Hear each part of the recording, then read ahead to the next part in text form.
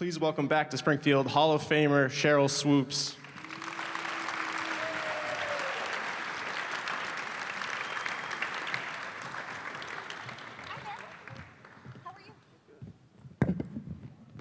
Hi. He didn't tell me to say that. You guys gotta loosen up. This is the first time I really walked on the court in something other than tennis shoes without getting in trouble, right?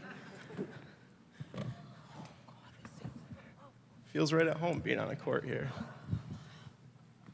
So, first of all, welcome back to Springfield. Thank you.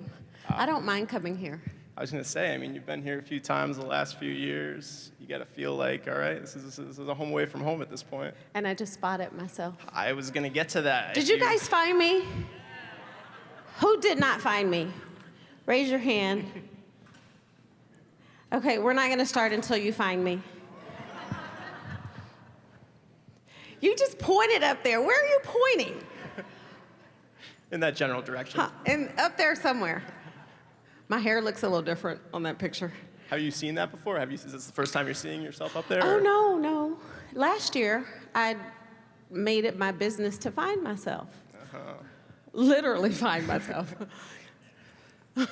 So, you were in the seat 2 years ago for our 60 Days of Summer program. And then obviously a lot has changed for you as far as Springfield-wise goes since that appearance. Inducted into the Hall of Fame last year. The biggest change coming back here as a Hall of Famer, as a member of the Hall of Fame, seeing yourself up there, I mean, what's it like to walk back in here now as a Hall of Famer? Can I be very honest? Please. Like, to walk back in here today versus walking in here 2 years ago doing this, as you said, a lot has changed. But when I walk in here today, I honestly feel like I've made it. And what I mean by that is, growing up as a little kid, it doesn't matter, boy, girl, and especially being an athlete and playing basketball and loving what I do, you always set goals and you have dreams of things you want to accomplish.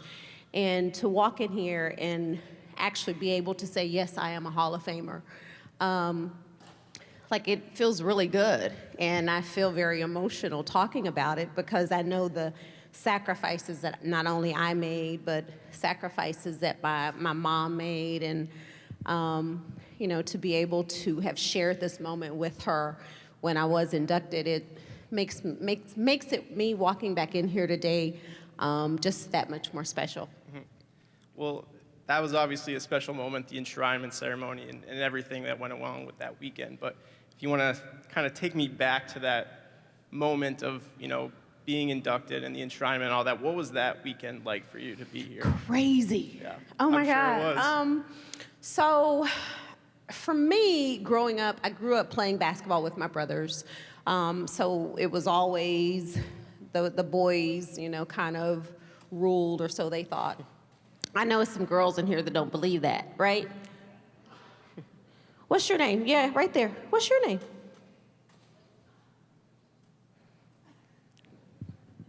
She don't want to tell me. She's consulting. Alexis? Your name is Alexis? Alexis, I wasn't talking to you. But it's okay. So I'll talk about Alexis, because she doesn't want to tell me her name. But I know, Alexis, right?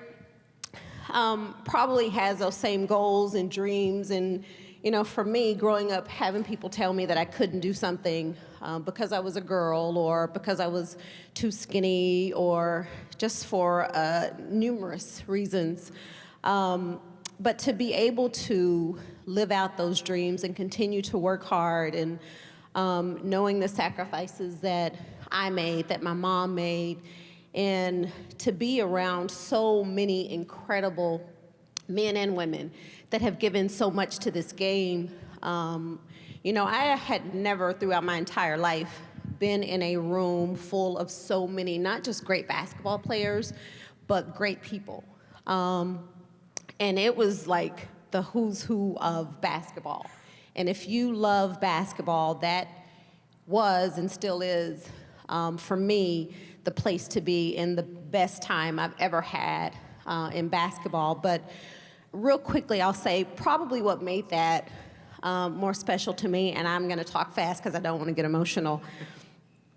My mom passed away March 14th, so a few months ago.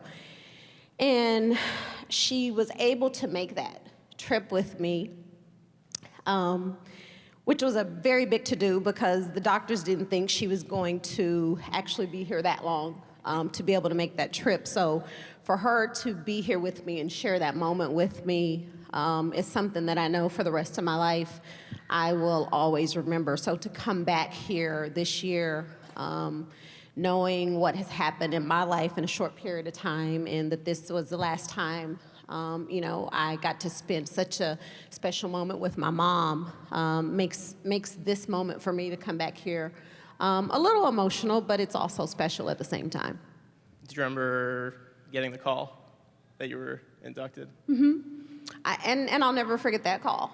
I'm not going to be emotional today because this is a special time, but I remember when I got the call, I was actually sitting at the hospital with my mom at MD Anderson.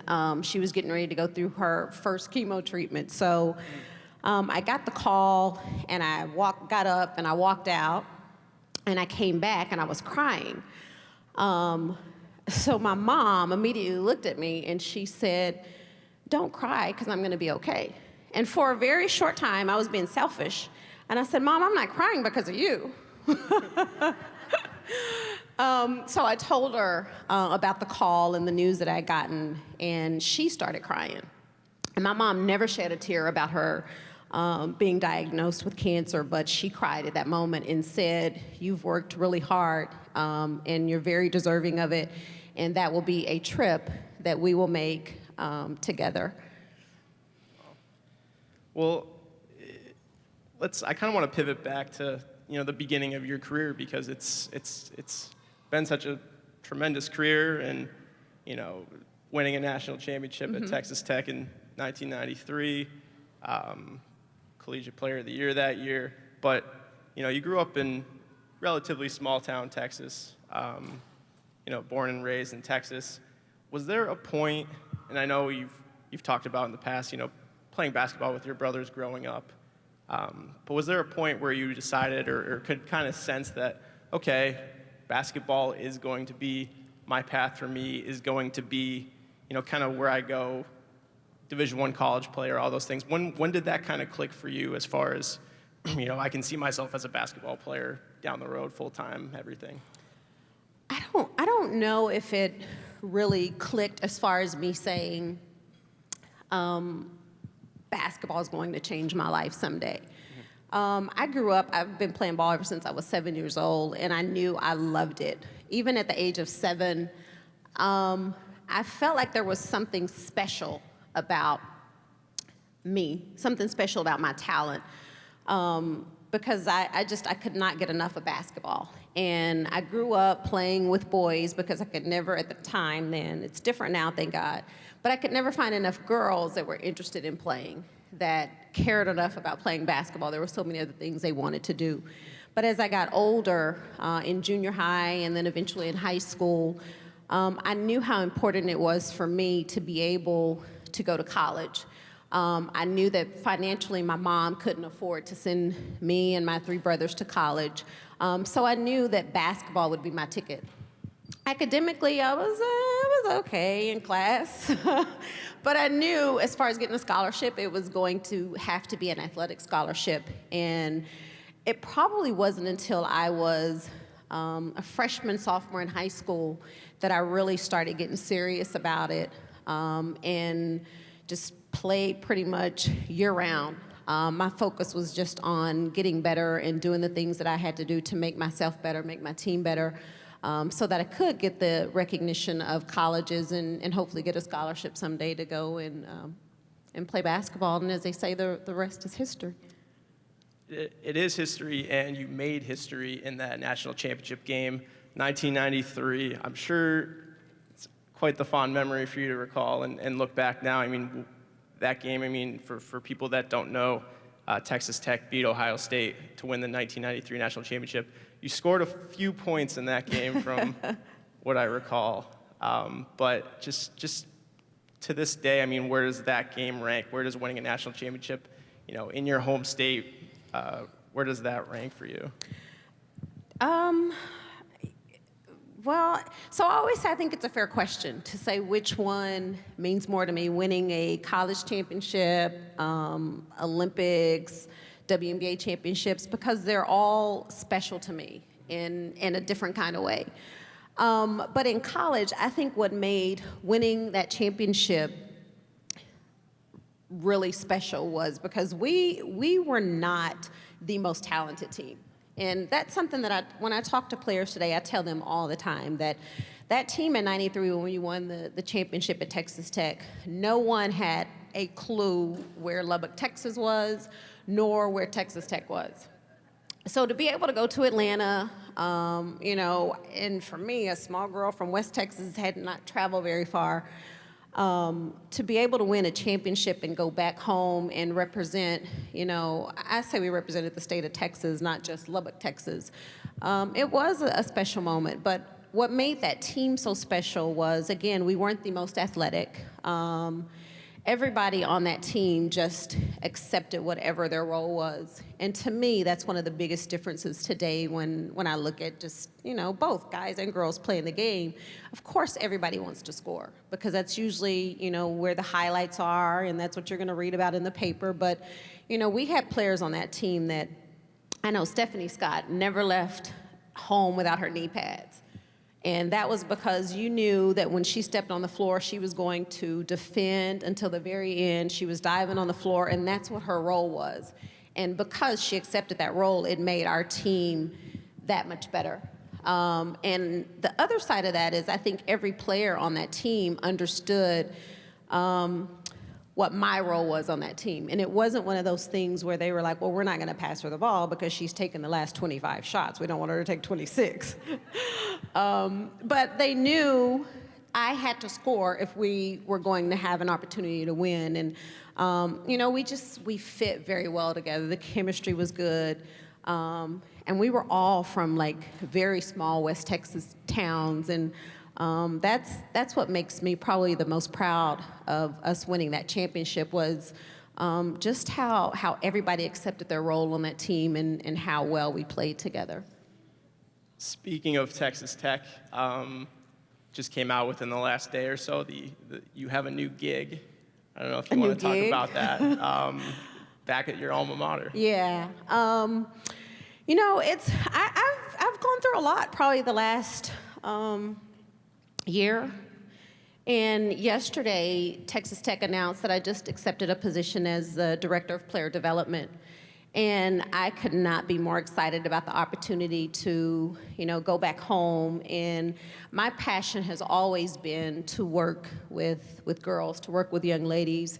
And what I really love about this role and this opportunity is it's not just about me being on the basketball court and, teaching them basketball. I feel like I could do that in my sleep.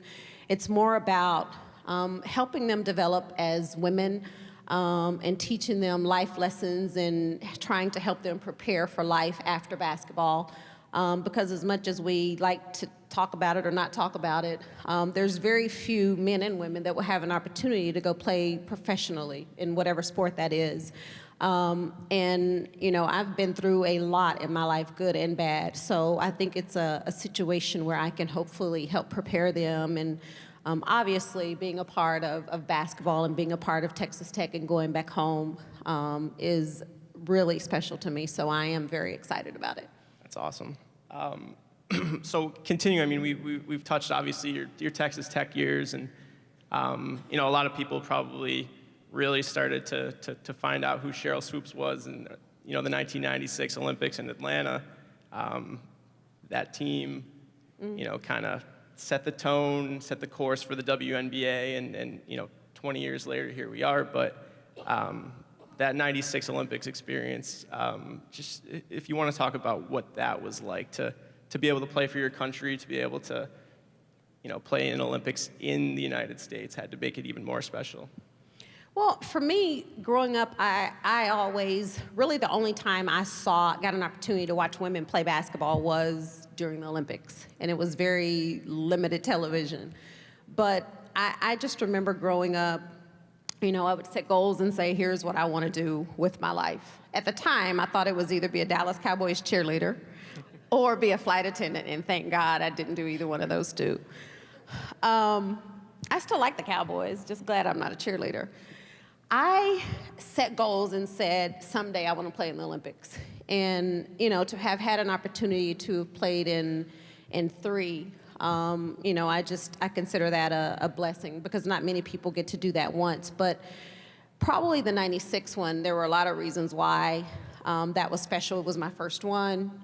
It was in Atlanta. It was in our country. My friends, family got to come and celebrate with us. And I think what stands out to me about that particular Olympics in 96 was, as you said, I think it kind of catapulted women's basketball and had a lot to do with the WNBA starting up the following year in 97.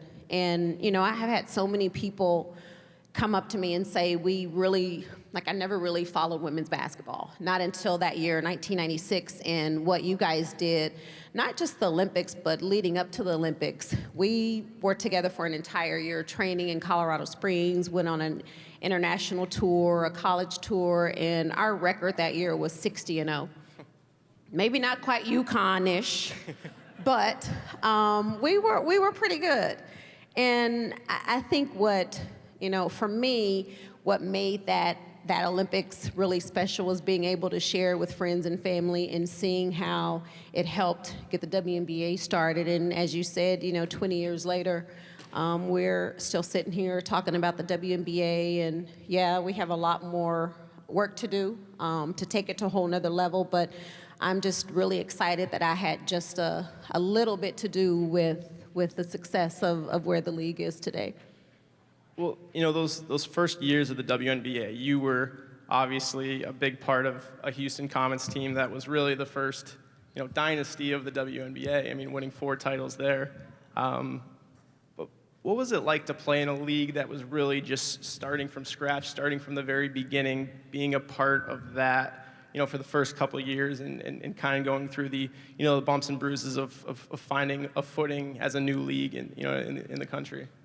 It was exciting. I think initially it was fun because there was no pressure, but there was pressure. Sure. Because there had been, other leagues that tried to start that weren't successful. So of course people were saying, well, here we go again, another women's professional league. How long will that last? I think the biggest difference with the WNBA and the reason why it has been so successful is because of the NBA. And the support from, Commissioner Stern at the time, when David Stern was there, he had a vision, and he believed in us as women and what we were able to do on the basketball court and the support that he gave. I don't think there was anything else that was going to happen but the league be successful. And even with Commissioner Silver now, he has that same vision and wants to continue to help the league grow. But to play in the WNBA the first 2 years when it started, the reason why I say there was no pressure, because no one really knew anything about the league. No one knew what to expect. No one really knew a lot of the players. So it kind of gave us freedom to just go out and play, but at the same time prove to people who we were and how competitive we were and how good the league could be if just given an opportunity and the support to be able to play.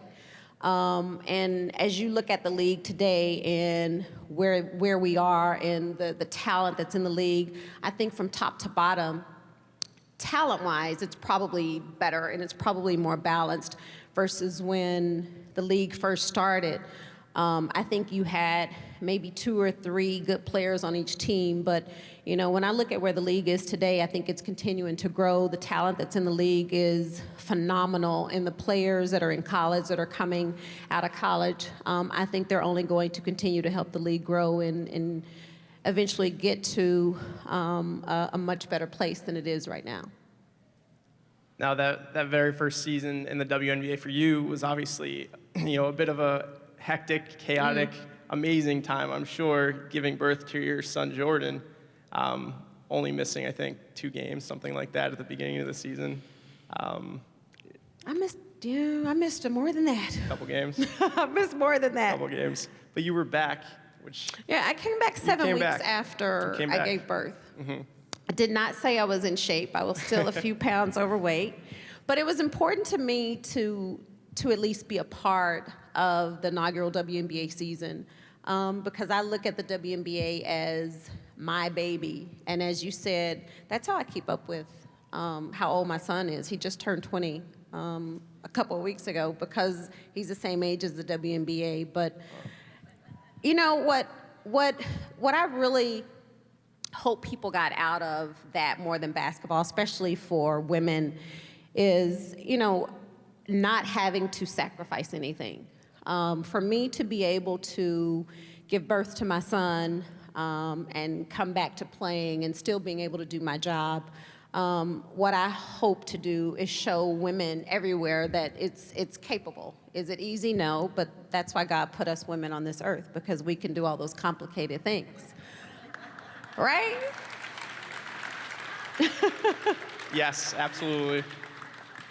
Well, and your son now being 20 and the same age as the league, he's obviously starting to really carve his own path in the sport of basketball. He thinks he is. He's not there yet. But to watch him play, I mean, a collegiate basketball player now, to watch him play, and I'm sure there was probably a few games of one-on-one growing up, maybe. Yeah, I don't play him now because I can't beat him anymore. Just the other day, he said, "Mom, let's go play a game of one-on-one." And I said, "Are you serious?" Like, no, I still have a reputation and pride. I'm not doing those things. Yep. But, to actually sit in and watch him play, some of the things that I see him do, it just kind of amazes me. But in all honesty, what I tell him is, you're a good athlete right now. You're an okay basketball player. He understands that now, but a few years ago, he didn't get it. And the reason why I told him that is because some of the things that he just does because he's an athlete. He's athletic. And if he would put in the time, I'm telling you guys this, so if y'all follow him on Twitter, tell him I said it, okay? If he would put in the time to get in the gym and really work on his game, he could be a heck of a basketball player. But he don't listen to me.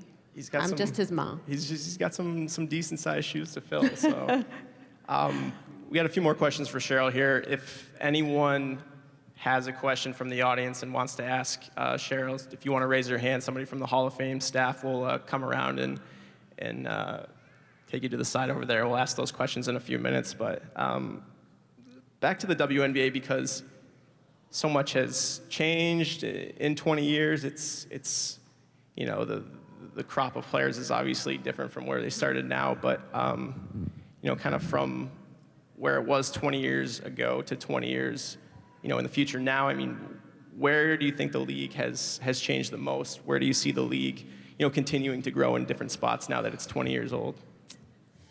Gosh, I think there's a lot, good and bad. Mm-hmm. From a sponsorship standpoint, I think it could be a lot better. I will say one of my biggest frustrations with the league, the WNBA, would be just the promotion of the league. Because the league is a summer league, a lot of players, unfortunately or fortunately, have to go overseas and they're playing year-round. They're playing in Europe for 8 or 9 months, and then they come to the WNBA, and they're playing another 3 months, so they're not really taking time off. And because that happens, I think it's going to eventually get to a point where the quality of the game will not be as good as it can be. But I also understand why those players do that, because the salaries in the WNBA it is what it is, right? But overall, as a whole, I think the league is very healthy. I think with Lisa Borders being the new commissioner, I think she has a great vision of what she's trying to do with the league and what she stands for and what she represents. I would love to see more WNBA teams in other cities, because then you're going to have more players, you'll have more jobs, you'll have more opportunities, And personally, I think teams need to be in smaller markets where they don't have a lot of other sports or a lot of other things to compete with.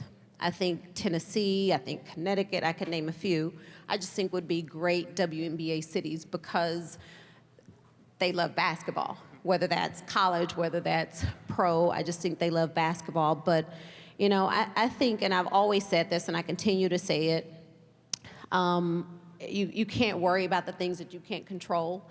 And I think what the players are doing right now, the talent level and the product they're putting on the floor, I think is very exciting. And I think more and more people will start tuning into it. And as the fan base grows, then obviously I think the league will grow. You mentioned Connecticut. Probably a few UConn women's basketball fans here today, somewhere. Maybe a few.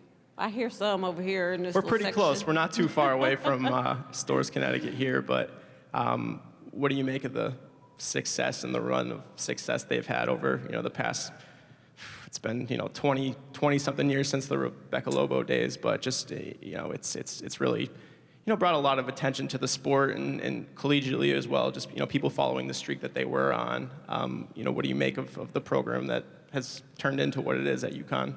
Not a fan. I knew I'd get that reaction from you. You know, people say it's not good that one team is so dominant, that it's not good for women's basketball. Some people say it is. I'm not really sure, to be very honest with you. Some days I'm like, yeah, it's good. Some days I'm like, no, it's not. What I can say is whatever Gino Auriemma is doing with that program, whatever he's feeding his players, everybody needs to figure that out. He has done an incredible job just recruiting and getting players to buy into his system. And I think that's one of the most important things, and accepting their role on that team. Because at the end of the day, it doesn't matter if you play 40 minutes or you play 0 minutes. If you win a championship, everybody's getting a ring. So I don't know if it's good. I don't know if it's bad. What I will tell you is I thought Mississippi State beating UConn in the Final Four honestly may have been bigger than UConn having not lost any games. Reason being, that caused more people to talk about the game of women's basketball when Mississippi State came out of nowhere and beat them. And I think that got a lot of people interested in women's basketball all over again and made them tune into the championship game of the women's Final Four because they wanted to see what was going to happen. I also think South Carolina winning the Final Four, you know, having a different school, someone different winning it, I think also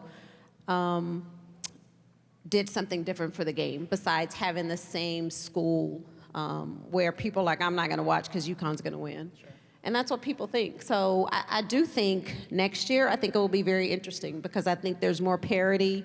And I think women's basketball next year will be a lot more exciting because you don't really know who's going to be in the Final Four. All right, well, I think we're ready for a few questions from the audience. If you want to come on over. Hi. What's your name? Carol. Hi, Carol. It's like, name, where are you from, Carol? I'm from Rehoboth, Massachusetts. All right, what's your question for Sheryl? And my question is, I coach middle school basketball, and what would you say your best advice you got from any of your coaches would be? Because I've been doing it for 27 years, and I want to make sure I'm giving them the right information. What do you give them? That any team can beat any other team I on love any that. given day. Yes, that's right. You know, it's funny. I tell when I was coaching and just even talking to my son, I tell them that's why you play the game, right? Because anybody can beat anybody on any given day if you have prepared yourself. You know, and it's, for me, when I was in junior high, it was easy because my mom was so strict that I couldn't do anything else but go to school and play basketball. But you have to want to do it. You know what I mean? And so what I tell my son is I can't want you to be successful more than you want to be successful. I can't go work hard for you. You have to do it. So I would say that because when you're going up against a UConn, you know, I don't know how many people honestly thought Mississippi State was going to beat UConn. besides Mississippi State. But as long as you have that core and you have enough people that believe in yourselves and you believe in what you're doing, I believe you can beat anybody on any given night. That's why we play the game. Great. Thank you very much. You're welcome. Thank you. Nice ring. Thank you. Come on over. Hi. Hey, what's your name? Name's Richard from Providence, Rhode Island. Thank you for being Hi, with us. Richard. Hi. So my question is, I'm the father of a 12-year-old girl who takes basketball very seriously. What advice do you give to a 12-year-old girl about making a future with basketball? And also, what advice do you give to parents, dads and moms, who want to help and mentor effectively a child like that? Thank you. The first thing I would say is your daughter here? Oh, you look like a hooper too. What's your name? Hi, Ellen. Why aren't you up here asking the question? Because Dad beat you to it. How old are you? 12? Can you stand up? I want to see how tall you are. Dang, you're a big 12-year-old. The first thing I would say is you have to make sure that it's what your daughter wants to do. And I'm not saying she doesn't, but I know a lot of parents force their kids to do something when their kids don't want to do it. So if your daughter loves basketball and she loves the game and she wants to play it, then absolutely let her do it and you guys be there to support her. If she's only 12, but if she gets to a point where she says, I need to take a break, you can't force her to continue to play. Let her take that break and let her figure out what it is she wants to do. And if she genuinely loves the game and wants to play the game, she will find her way back to the game. Let her make her own mistakes. That's how she's going to learn from her mistakes. Let her do what she wants to do right now. And as far as mom and dad, as long as you're there with her through good and bad, she's going to appreciate that. Absolutely. Right or wrong? Do you love the game? Are you good? Huh? She thinks. You think? Yeah, she's good. Is she good? What's she Modest. good at? She's made an amazing hoop shot on the court the other day, yesterday. Go get a basketball. I'm just playing. No, I'm just playing. Put her on the Thank you. spot. Thank you. Thank you.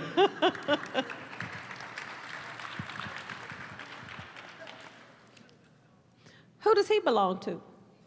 You? You What's so your name? cute. Darius, Where are you from, Darius? San Antonio, Yeah, Oh. Texas. How old are you? 9. 9. You're so cute. You're What's your welcome. question for Sheryl? What's been your favorite shot since you've been doing basketball? My favorite shot. So I'm right-handed, but I love going left. I don't know how that makes sense, but I do. And everybody knew what my signature move was, but nobody could ever stop it. Like, I like to get the ball at, do you know what the elbow is? Or like the corner of the free throw line? I like to catch the ball at the corner of the free throw line, even if I'm on the right side. And I like to like fake like I'm going right and come back left like a 1-2 dribble pull up. What's your favorite shot? Slam dunk. Huh?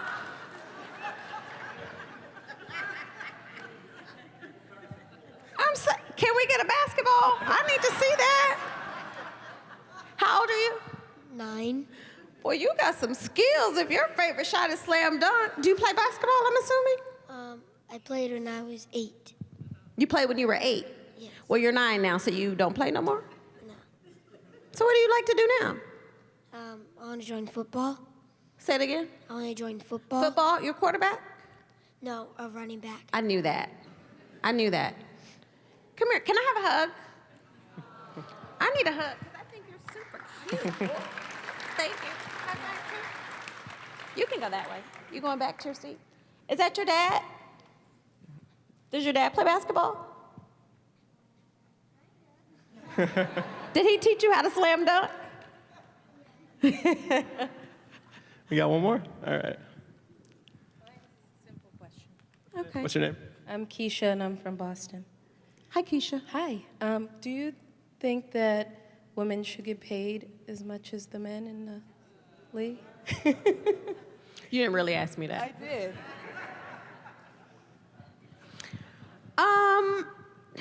In some cases, I think women should get paid more. I do. Are you doing anything to bridge the gap between? Well, I mean, I'm trying to go get my money. I'm just playing. I'm just playing. You know what? Here's what I'll tell you. Because ever since, I'm not selfish like that. Ever since like the WNBA started, that's been a big topic, and I think that will forever be a big topic. But the thing that I've always tried to remind myself and tell other people, you know, my teammates, we all talked about it. We have to continue, again, the things we can't control, we can't worry about. And we can't control how much money people think we should make, right? But we have to continue to do our part so that hopefully at some point somebody will recognize our worth and our value and what we bring and what we have to offer and will compensate us for what we deserve. And I don't mean this bad in any way. I just try and do me. And what I mean by that is focus on the things that I can control and help. I'm sorry, what's your name again? Ellen. So when Ellen gets to the WNBA, Ellen will, I'm not gonna say we'll be making $30 million a year like some of these NBA players, right? But my hopes would be that we have done a lot of work so that when Ellen gets there, Ellen's making $5 million a year instead of making $100,000 a year, which is what most of the WNBA players are making right now. Thank you You're for your welcome. question. There's one more question. Oh, we got one more.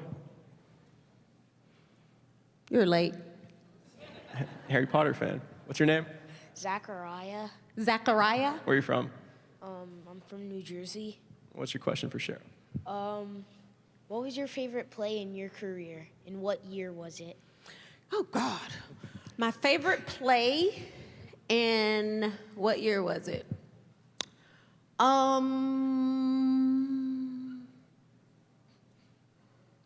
Can I call you Zach? Or I gotta call you Zachariah? You could call me whatever. Z, I'll call you Z then. So I've had a few, I think. But I would say if I had to pick a singular moment or game, I would go back to 19, not 2000, 1980. Who said wow? You said wow?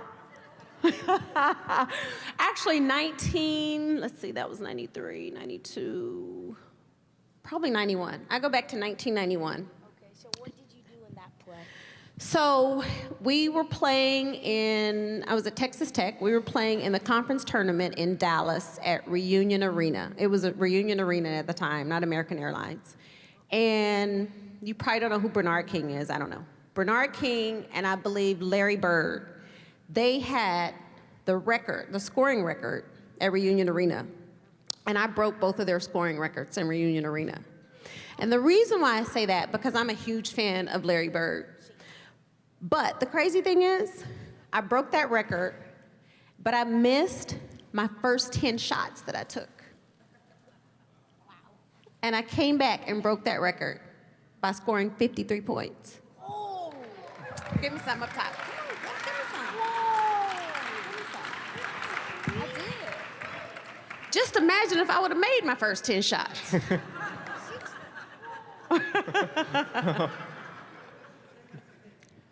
You got somebody amazed with that. All right, guys, we got time for one more question before we're going to do our autograph session.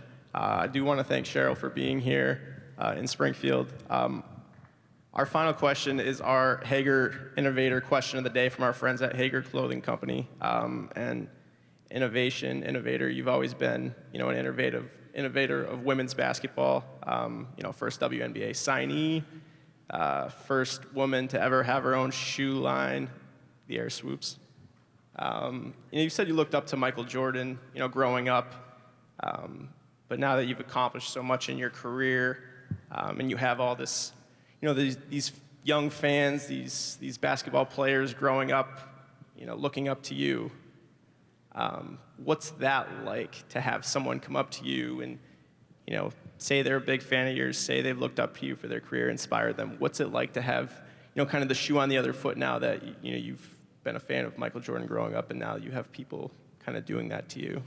Well, so honestly, it's hard for me to look at myself and say, oh my God, there are people out here that look up to me the way I looked up to Michael Jordan and a lot of other people. I come from a very small town, single mom, brothers, had hand-me-downs. Like, I didn't come from a lot. So, it's always been important to me to stay grounded and just to do the right thing and to treat people right. And, I never feel like I am up here and everybody's down here or I'm better than anyone. I do what I do because I love what I do. Basketball has been a wonderful thing for me and has afforded me so many opportunities to travel the world and meet phenomenal people and, and change people's lives. And what I mean by that is I always say if me being here today, encourages one person to do something positive, then I feel like I've done what God put me on this earth to do, because I feel like we all have a purpose, and sometimes it takes us getting a lot older to figure out what that purpose is.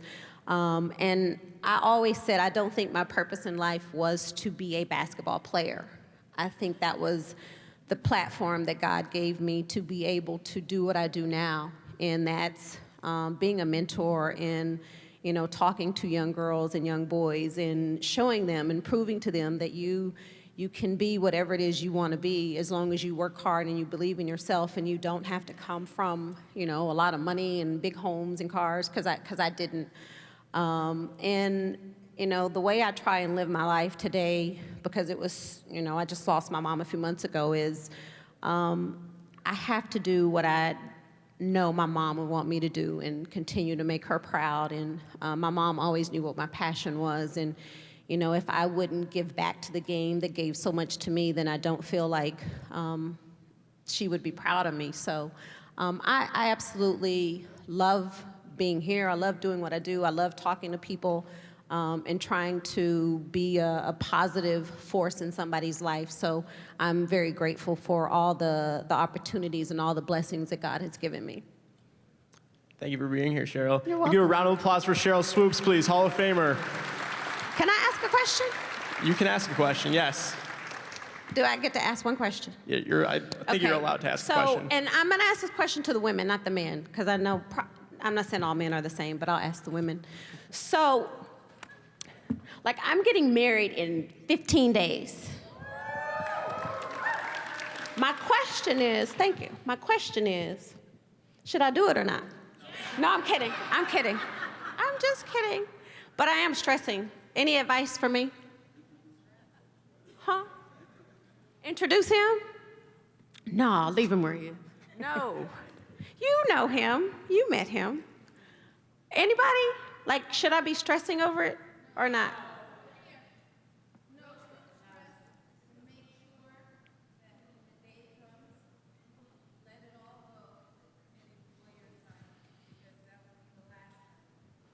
It better be the last time. Okay. Awesome. Thank you. Thank you, Sheryl. There's going to be, Cheryl's going to